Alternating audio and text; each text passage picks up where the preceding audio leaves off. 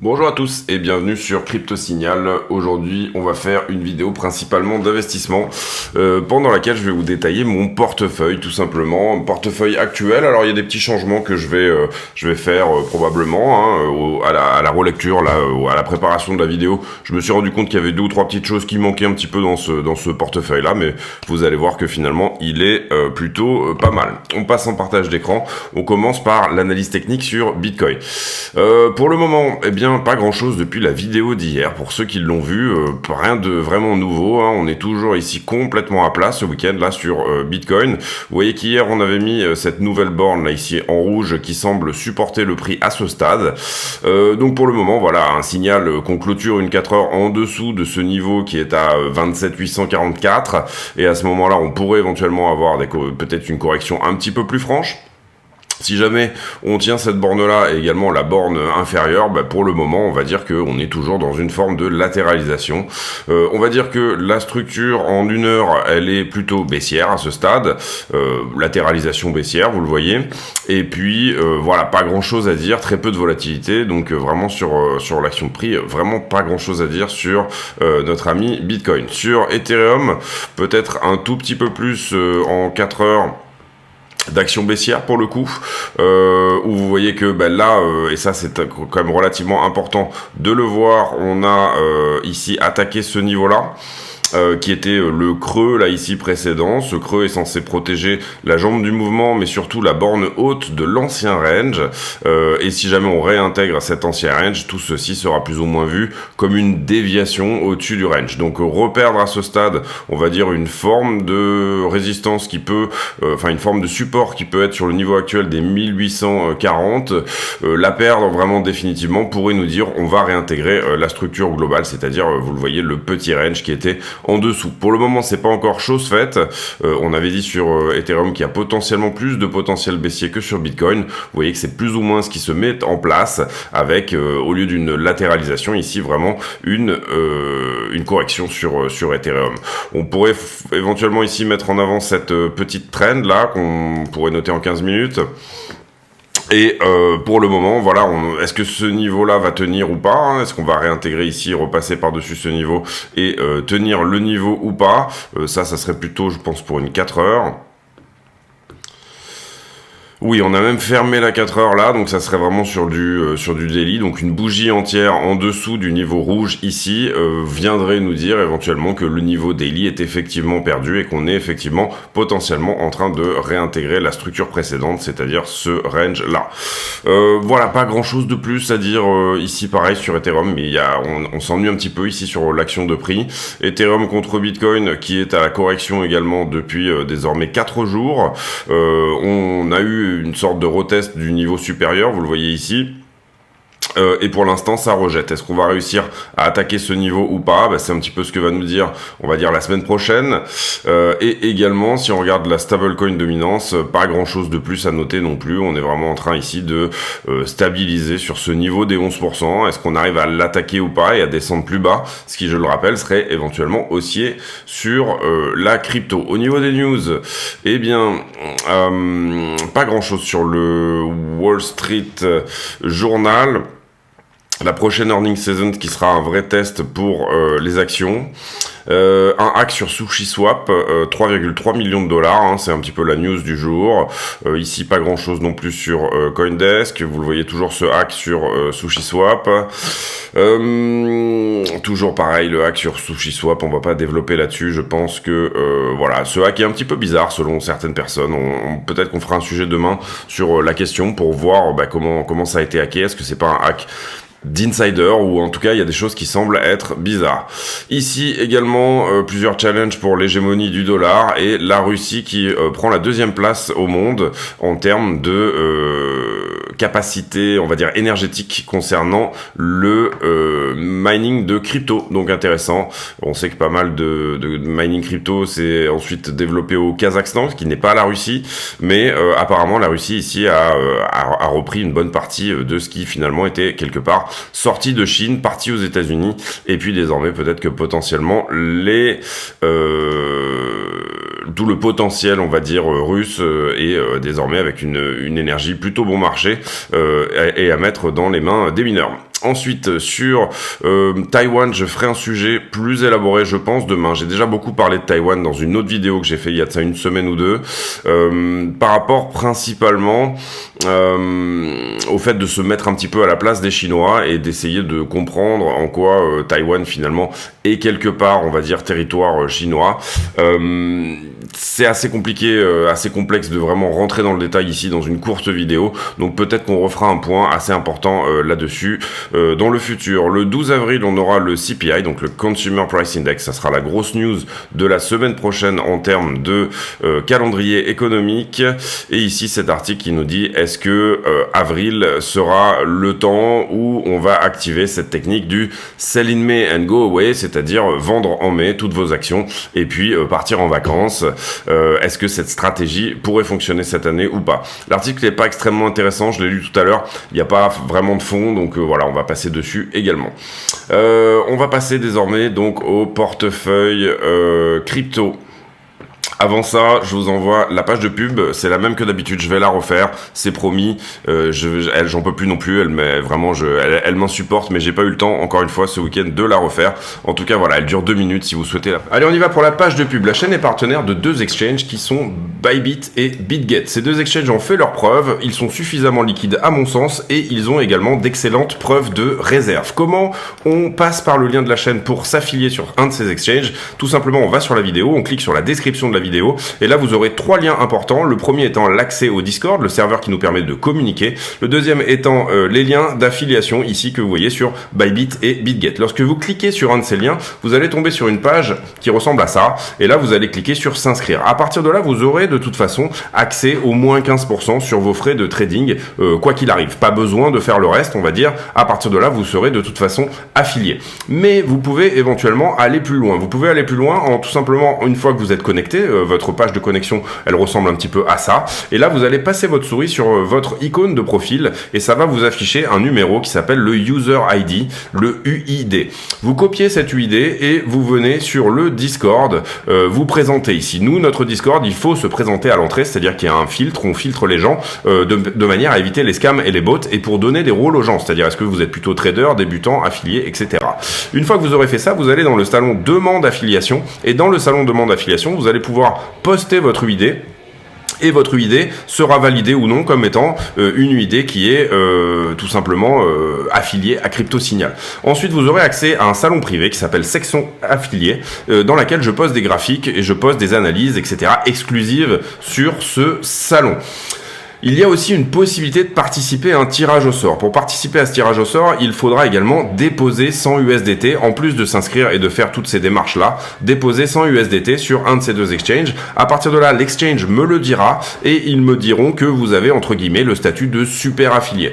Le statut de super affilié, vous n'êtes pas obligé de trader ces 100 USDT d'ailleurs, hein, ils peuvent très bien juste rester sur la plateforme quelques temps, le temps que vous soyez validé, et puis une fois que vous êtes validé, vous pouvez les enlever, vous en faites ce que vous voulez, mais ça vous permettra de participer à un tirage au sort tous les 20 affiliés de 200 USDT. Donc le premier tirage au sort, il sera sur 20 affiliés, le deuxième sera sur 40, une chance sur 40 de gagner 200 USDT, le troisième sera sur 60, une chance sur 60, etc. Donc voilà, écoutez, si ça vous intéresse, n'hésitez pas à passer par ces liens, et puis on revient à la vidéo. Merci de votre attention. Alors, on y va pour le portefeuille crypto. Alors, le portefeuille crypto, moi, principalement, c'est pas forcément une règle, mais effectivement, en bear market, je me sens à l'aise avec les 2/3 de mon portefeuille en Bitcoin et Ethereum.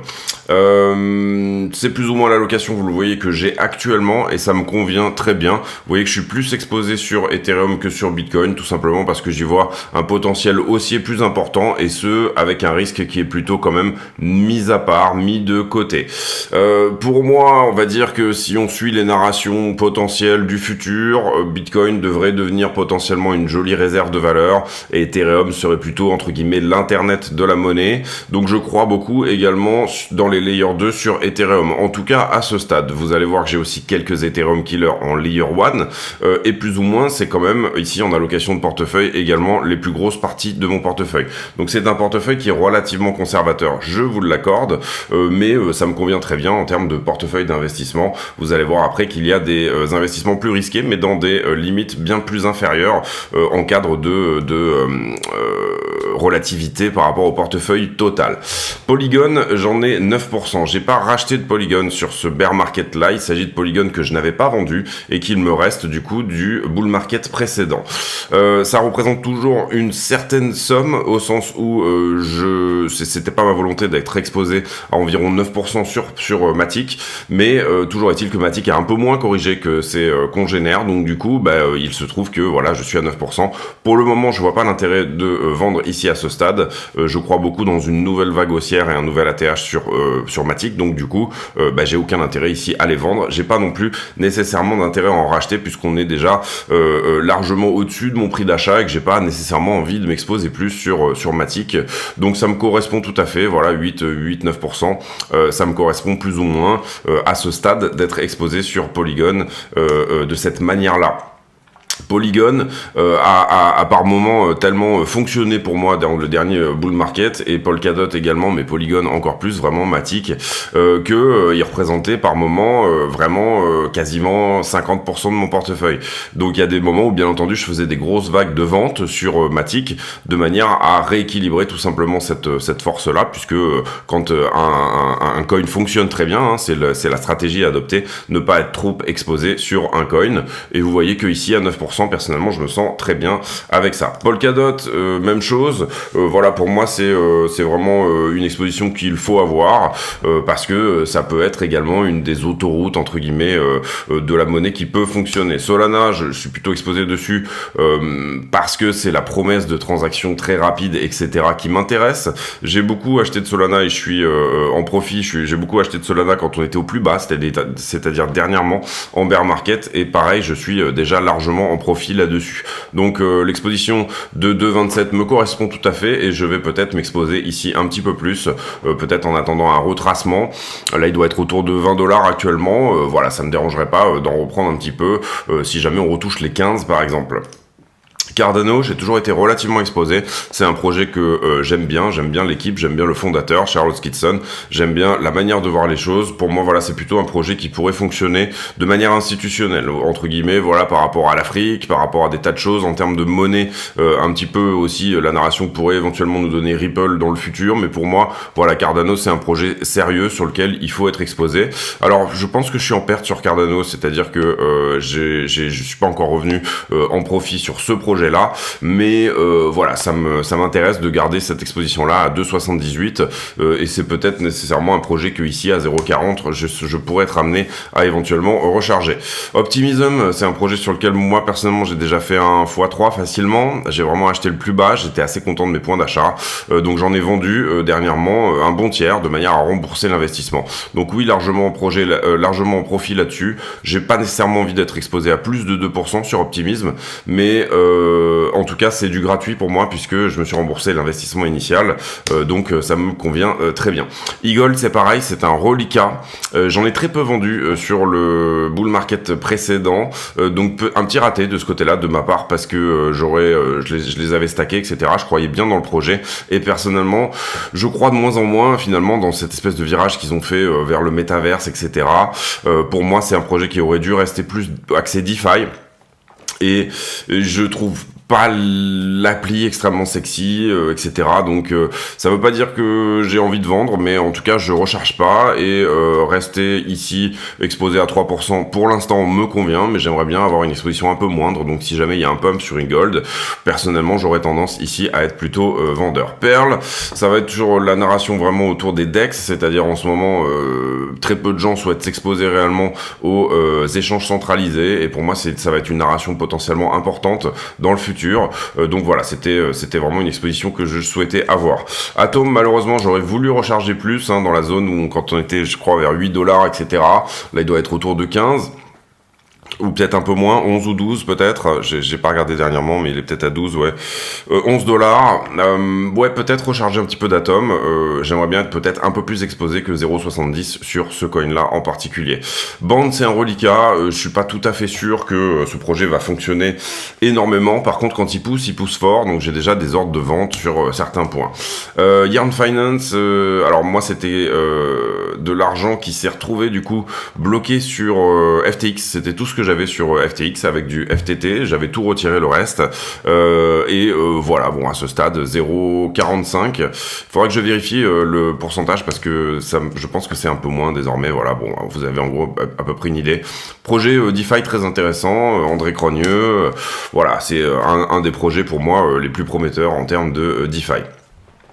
One Inch, Oasis, pour moi c'est des choses qu'il faut avoir dans son portefeuille. Bon là vous voyez que l'exposition est vraiment moindre, mais ça correspond déjà à plus ou moins l'exposition que je souhaite avoir sur ces projets-là. Si ça monte à 2-3%, si ça fait un x10 en proportion dans mon portefeuille, j'aurais tendance à être plutôt vendeur. Même chose pour Tezos, SushiSwap, vous voyez qu'il y a eu le hack aujourd'hui, je suis très peu exposé. Bon pour l'instant c'est pareil, c'est plutôt dans la logique des DEX. AV pareil en DeFi, pour moi voilà, il va y avoir une nouvelle vague DeFi, je pense que ça va être le cas et je pense que ça peut être intéressant d'avoir des coins là-dedans si jamais ça fonctionne. Maintenant avec la régulation, il faut pas trop être exposé non plus, il faut pas être 100% DeFi.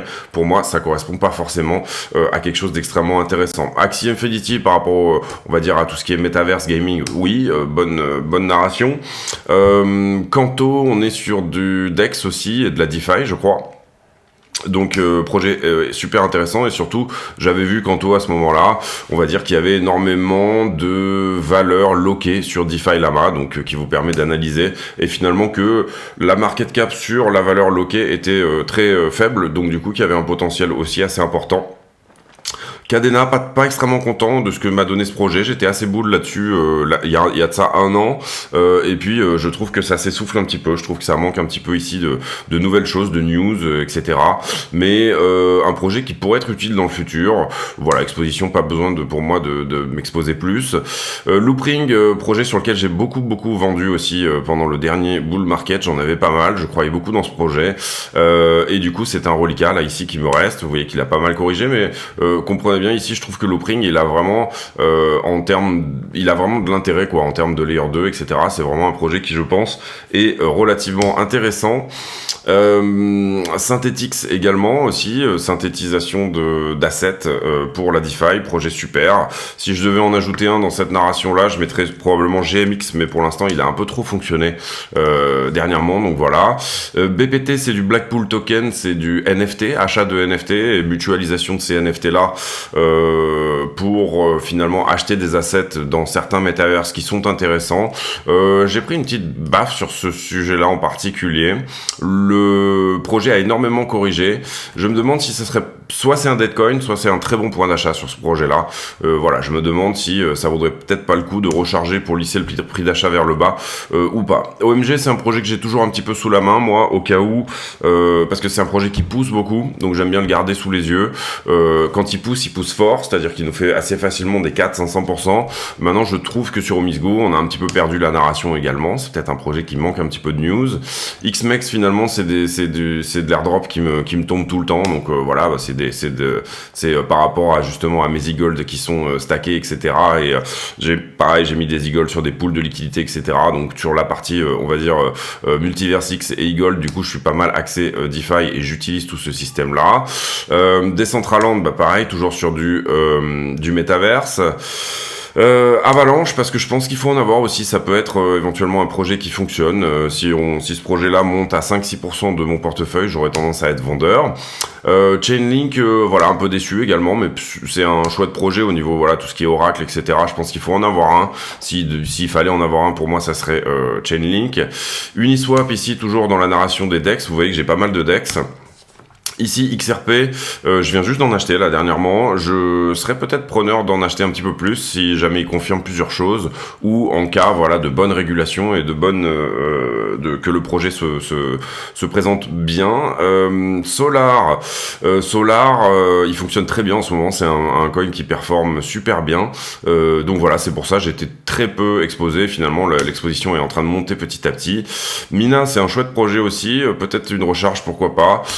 C'est un chouette projet avec une blockchain finalement qui fait moins de 256 mégas, plus ou moins un projet, on va dire, de blockchain allégé, donc du coup ça permettrait d'énormément baisser les frais de transaction.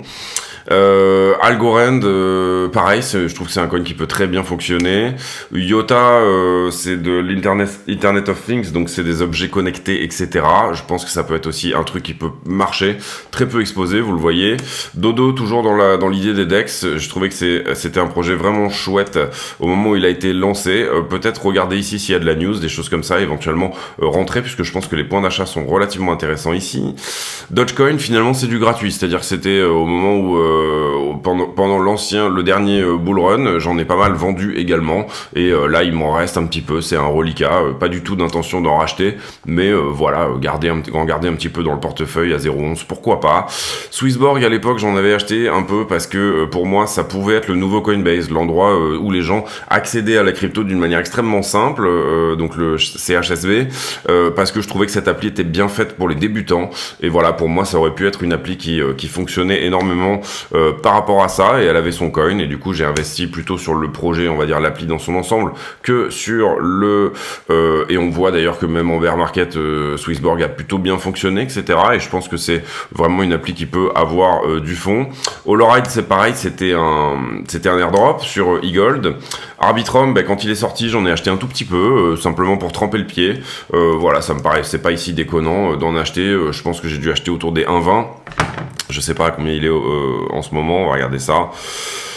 Arbitrum, je pense que je suis légèrement en perte là-dessus. Alors, je vous trouve ça tout de suite. Il est à 1,17, oui, donc très très légèrement en perte, peut-être quelque chose comme 10%.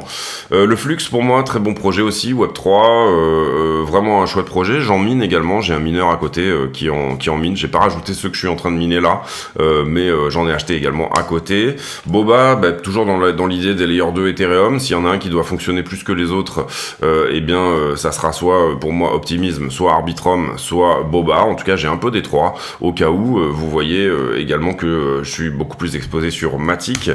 Terra classique, c'est pareil, c'est un reliquat, c'est-à-dire que sur Terra, au moment où Terra a dépeg, en fait, j'ai pas mal tenté d'accrocher le rebond. Donc du coup, j'ai dû me faire sortir 2 fois sur cette tentative de trade au moment du rebond, si vous voulez. Et puis ensuite, j'ai fait un très joli trade avec un chouette, on va dire, je pense que j'ai pris x7 ou x8 sur mon investissement mon capital de trading, ce qui était mis sur ce trade-là en particulier. Et en l'occurrence, après, derrière, j'avais gardé un reliquat de Terra classique au cas où, tout simplement, à un moment donné, le repeg se fasse. À un moment donné, l'UST, donc l'UST, oui, ça, le Terra dollar, je sais plus comment il s'appelle, oui, voilà, vous m'avez compris, le stablecoin UST, repeg à un moment donné. Donc je me suis dit, ça serait peut-être pas con d'avoir un tout petit peu une exposition là-dessus, au cas où effectivement le truc se fait. On voit qu'il y a une petite hype, il y a une communauté quand même. Voilà. ICP, pareil, j'en ai pas mal vendu sur la première ascension, j'en avais pris au moment où le projet est un petit peu sorti. J'en avais vendu un petit peu, peut-être pas suffisamment. Et là, il a énormément corrigé depuis. Je pensais qu'il avait encore un peu d'upside. Et malheureusement, je suis pas sorti comme j'aurais voulu de ce projet-là, mais c'est un reliquat. FTT, on comprend que c'est un deadcoin, là, pour le coup, voilà. Theta, projet de, on va dire, le nouveau YouTube Web3, un peu, qui appartient à ses organisateurs et aux créateurs de contenu, on va dire. Donc, c'est-à-dire que c'est vraiment de la plateforme décentralisée de création de contenu. Et audio, ça va être un petit peu la même chose pour Spotify. Donc ça, c'est vraiment pour les narrations Web3, on va dire, et création de contenu, des projets qui ont potentiellement ici un petit peu d'upside devant eux. Donc vous voyez, dans les achats potentiels, on va dire que principalement GMX pourrait m'intéresser, et puis je suis en ce moment en train de rechercher des trucs beaucoup plus exotiques, parce que en fait finalement on va dire que sur le top 100, mon portefeuille, je trouve, est plutôt bien positionné. Sur le top 100, j'entends par là les 100 plus grosses cryptos, on va dire mondiales. Il me manque peut-être certaines choses, mais j'ai pas l'impression qu'il me manque des narrations, en tout cas. On va aller sur CoinMarketCap. Pourquoi il est pas là? Ça, c'est Token Unlocks. Il n'y est pas. Tiens, c'est pas grave. Je sais pas pourquoi il a disparu. On va dupliquer ça. Et puis, on va le ressortir. Donc, CMC. Sur le top 100, voilà, je trouve que je suis plutôt bien exposé. Il me manque peut-être... voilà. Il me manque peut-être quelques petits coins que je trouve qu'il faudrait avoir. Mais vous voyez que dans le top 10, bah, globalement, je les ai presque tous. Top 10, top 11. Peut-être pas de BNB, mais j'ai jamais réellement trouvé le point d'achat ou l'intérêt pour rentrer sur BNB. Voilà. Peut-être du Tron, voilà, ça pourrait être des choses éventuellement sur lesquelles je serais assez friand. J'en avais eu du Tron et puis j'ai tout vendu. Peut-être de la Privacy, c'est quelque chose que j'ai pas, effectivement. Monero, ce genre de choses, ça peut être intéressant d'en avoir sans trop s'exposer également. Filecoin, pareil, c'est des choses que j'ai pas qui peuvent être intéressantes. Aptos, j'ai pas encore trouvé l'intérêt de rentrer, mais pour moi, il a poussé tellement fort, on va dire déjà 32e, que peut-être que c'est pas forcément extrêmement intéressant de rentrer là. Pareil, HBAR, j'ai jamais été vraiment séduit par ce projet, encore que j'avais fait une vidéo dessus où j'avais trouvé le système des validateurs et des nodes, etc. extrêmement intéressant. En tout cas, ça fait de la hype. VetChain, pareil, je suis jamais rentré vraiment sur ce truc-là. The Graph, pareil, jamais rentré. Phantom, voilà, ça serait peut-être quelque chose sur lequel j'aurais un souhait de rentrer également. Donc Theta, vous voyez qu'il est déjà passé 49. Coinflux 50e, c'est pas mal du tout. Immutable X, pourquoi pas. Voilà, ça serait des choses intéressantes. Rocket Pool aussi. Vous voyez que j'ai pas énormément de BitGet token, Qcoin token, etc. J'avais du FTT parce qu'à l'époque, ça me permettait d'économiser pas mal sur les frais de trading. Bon voilà, je les ai ni sortis ni vendus au moment où finalement, comment dire...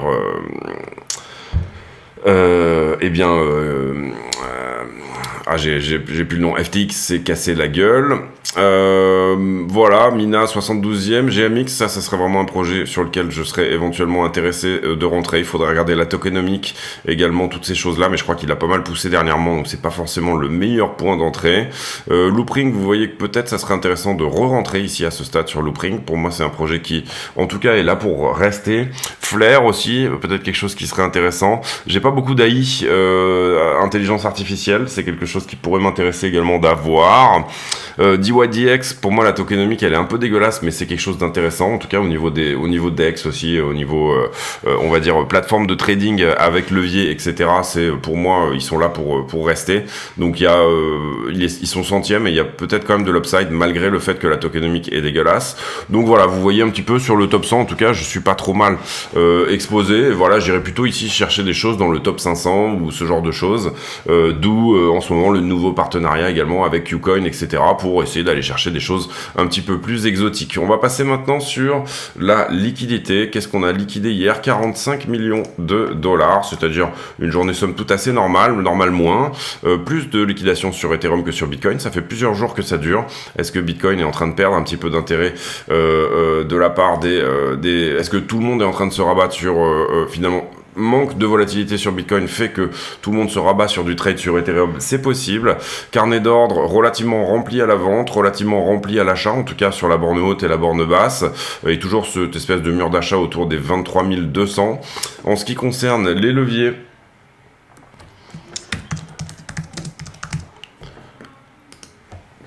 d'ailleurs, si vous avez des coins intéressants, etc., n'hésitez pas à venir le dire éventuellement. Soit je les analyserai, soit il y a toute une section analyse altcoin sur le Discord, dont vous avez le lien en description de la vidéo. Et voilà, n'hésitez pas. Donc là, on avait mis cette borne éventuelle à prendre en longue. Vous voyez que derrière, Bitcoin nous a effectivement donné un mouvement vers le bas. Pour moi, il n'y a pas énormément de choses... Il n'y a pas d'anomalie en tout cas majeure, peut-être très légèrement longuée ici, mais il n'y a pas d'anomalie majeure. Je pense même pas que ce soit la peine de rajouter ici réellement des niveaux, parce que on est tellement entre rien et rien. Je pourrais vous mettre un niveau en haut, un niveau en bas, mais ça n'aurait pas de sens. Donc voilà, pour moi il n'y a pas d'anomalie. En tout cas, le funding va avec le reste. Donc on va dire qu'il y a du longueur en haut et il y a du shorter en haut et il y a du longueur en bas. Tout est relativement normal. Sur Ether. Sur Ether, on a pris la borne basse également. On avait quand même du short au-dessus à venir prendre. On a pris la borne basse. Ici, on a une price action où on était pas mal longué ici, mais vous voyez que le prix est descendu derrière. Pas mal longué également là, mais ce niveau a désormais été pris. Ici, j'ai peut-être un petit peu de short.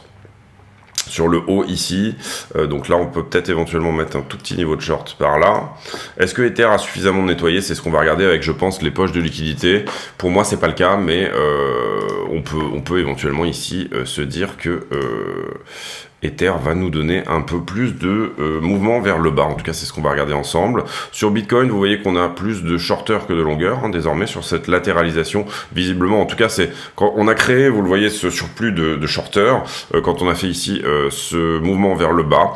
Et là, pour le moment, on n'est pas venu cueillir ce petit monde-là. Donc, est-ce qu'on va chercher la zone de densité d'abord? On va dire ici, vers la zone des 27,3. Et puis ensuite, revenir travailler la zone de densité plutôt première qui va être la zone des 28,5. Pour moi là la liquidité elle peut nous dire qu'en tout cas on aura d'abord un mouvement vers le haut et ensuite éventuellement un mouvement vers le bas. C'est pas une certitude, mais si on devait choisir un sens, pour moi ça serait peut-être plus inhérent et plus logique de faire d'abord un mouvement vers le haut et ensuite un mouvement vers le bas. Vous voyez en tout cas très bien ici le delta sur 5 jours, plus de shorter que de longueur. On va voir si c'est le cas également sur Ethereum. Et sur Ethereum ça commence à être le cas. En tout cas on a une grosse position là, vous le voyez, c'est celle que je vous ai montré en short tout à l'heure. On a une grosse position, 3,60 milliards au-dessus, pourquoi pas. En tout cas, Ethereum sur les 5 derniers jours a plus été shorté que longué. Et là, il faut bien comprendre que on ne parle que des 5 derniers jours. Si on regarde sur les 20 derniers jours, Ethereum a plus été longué. Si on devait prendre un point en bas ici, ça serait 1818. Si vraiment on devait... et vous voyez d'ailleurs que... On va reprendre ici... La grosse position, en fait, si elle est en levier x100, elle a déjà été nettoyée. Vous le voyez ici, elle s'est ouverte en bas là. Donc c'est elle qui probablement a temporisé le prix à un moment donné quand on a fait cette chute. Pour l'instant, est-ce qu'elle a déjà été mangée? Est-ce que c'était effectivement un levier x100 qui s'est ouvert un peu tardivement? Vous le voyez, il s'ouvre pendant la chute là.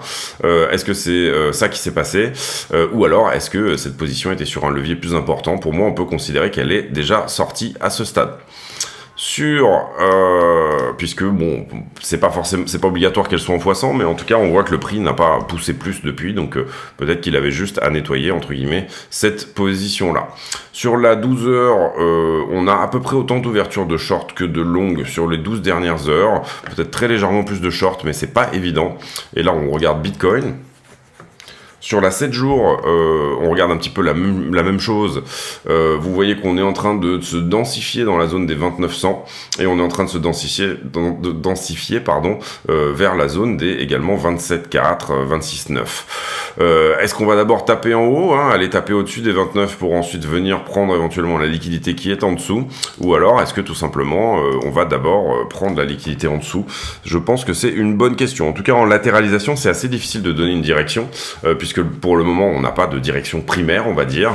Si on regarde là un mois on voit que la liquidité elle est plutôt autour des 22. Dites-vous bien que s'il y avait à un moment donné une narration, genre un mauvais CPI par exemple pour le 12 avril ou quoi que ce soit qui puisse permettre au prix de descendre à 22 000, les market makers s'en donneraient à cœur joie parce que là il y a effectivement pas mal d'argent qui attend.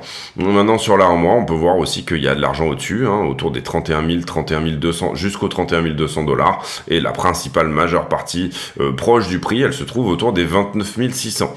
Donc voilà, en latéralisation, c'est difficile de donner une direction puisqu'on en a pas, tout simplement. Là, on va plutôt regarder la 12 heures sur Ethereum. Mais a priori, on peut imaginer ici qu'il y a plus de liquidité en dessous que au-dessus. En tout cas, ce stade, c'est effectivement l'image qu'on peut éventuellement se donner. Vous voyez que sur Ether, on avait plus de short et il y en a une partie qui a été plus ou moins liquidée sur les 12 dernières heures. Si je vais voir là 7 jours... Si je vais voir la 7 jours, pour le coup, on n'est pas du tout dans le cas de Bitcoin, où là, effectivement, il y a pas mal de valeur. Pour le coup, là, elle a été quand même pas mal nettoyée, et on a de la valeur qui serait plutôt stockée en dessous, et sous les 1700. Donc ça irait plutôt dans l'idée que Ether pourrait réintégrer le range précédent, comme je vous l'ai montré tout à l'heure sur la vidéo précédente. Et là, sur Ethereum, quand on regarde là un mois, c'est toujours un peu la même chose, beaucoup de valeur jusqu'à 2000, et beaucoup de valeur en dessous de 1200, 1360. Faut bien comprendre ici que... le stockage de valeur à 22 600 sur Bitcoin correspondrait finalement à 1360 sur Ether, c'est-à-dire beaucoup plus de drop. En l'occurrence, Bitcoin est à 28. Là, remarquez, non, ça serait peut-être même cohérent presque en termes de pourcentage, à peu près. Il faudrait faire le calcul, mais de 1200, ça fait un petit 30%. C'est presque ça, en fait. Oui, non, c'est presque ça. Peut-être légèrement un peu plus sur Ether, mais c'est normal que Ether ait un peu plus étant un peu plus risqué que Bitcoin, qu'il ait un peu plus de price action également. Donc, si jamais on regarde ici le prix et on fait une conclusion, en général j'aime bien conclure sur les toutes petites time frames, c'est-à-dire tout simplement ça permet en fait de parler plutôt de scalping sur la fin. Alors en termes de scalping, bon, on voit que ce niveau qu'on avait mis en avant hier continue à très bien tenir. Donc ici j'avais dit que tout long serait plus ou moins bon à prendre. On avait parlé ici éventuellement de revenir toucher ce point là, vous voyez que ça n'a pas été le cas, donc on est dans une vraie latéralisation ici, on revient au niveau des points d'entrée, etc. Donc du coup voilà, ne pas hésiter ici à jouer un peu plus on va dire des coefs un peu plus, par exemple vous pouvez jouer le 0,90 de la structure, par exemple dans ce type là. De toute façon on voit assez bien finalement qu'on est en train de compresser. En tout cas moi c'est ce que je vois une latéralisation où on n'arrive pas à faire des plus hauts qui sont plus hauts, mais on n'arrive pas non plus à faire des plus bas qui sont plus bas, une sorte de triangle.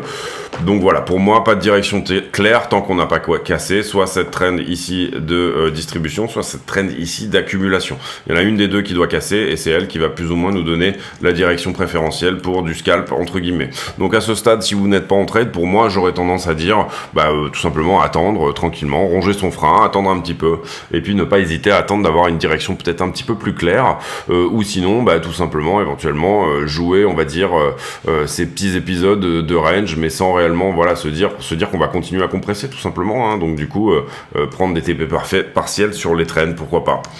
Voilà, écoutez, c'est tout pour moi aujourd'hui. J'espère que cette vidéo vous a plu. Ça m'avait été pas mal demandé, mon portefeuille d'investissement. Donc là, du coup, vous voyez, c'est transparent. Je vous explique un petit peu comment ça fonctionne pour moi. Il y a certains coins que j'ai déjà vendus. Il y en a d'autres que j'ai sortis de mon portefeuille. Il y en a d'autres qui m'intéressaient un petit peu moins. Ici, là, vous voyez que je suis à peu près à 45-46 coins. Pour moi, c'est beaucoup. J'aime bien en avoir plutôt une trentaine. Mais vous voyez qu'il y en a certains qui sont des tout petits pourcentages. Donc du coup, que je pense que je vendrai peut-être probablement en totalité parce qu'ils correspondent plus à une narration 2021 que 2023 à mon avis, voilà, enfin 2020 que 2023 même. Il y a certains coins pour moi qui sont un peu passés d'humeur, donc avant nécessairement qu'ils perdent complètement ici, qu'ils étiolent, on va dire, leur valeur résidentielle en termes de hype, je préfère plutôt m'en séparer, ou alors tout simplement même ne pas m'en séparer, les garder dans un coin, les oublier, et puis me dire que si un jour ça repartait, et c'est parfois le cas avec des deadcoins, et bien tout simplement ça repartirait avec moi, pourquoi pas.